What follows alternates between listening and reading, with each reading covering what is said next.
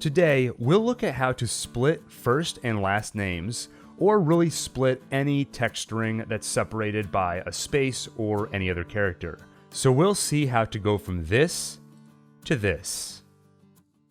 First, select the column containing the data you'd like to split. Then on the ribbon, click over to the Data tab and then Text to Columns. You can also access this feature using the shortcut Alt-A-E. The Text to Columns tool in Excel allows you to take a column and split it into multiple columns using a couple of different methods. There's the fixed width method, which, as the name suggests, allows you to set a fixed point where you want to split the columns.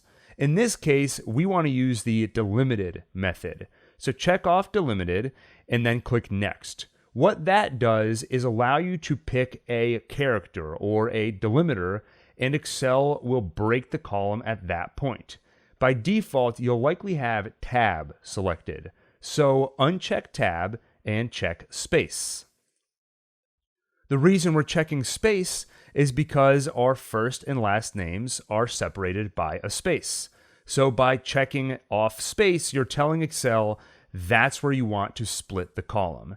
And down here, you get a preview where it looks like it's doing exactly what we want.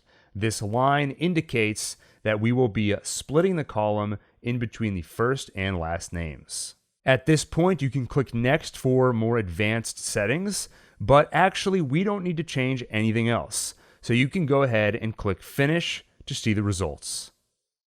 You can see that our names have been split between first and last into two separate columns.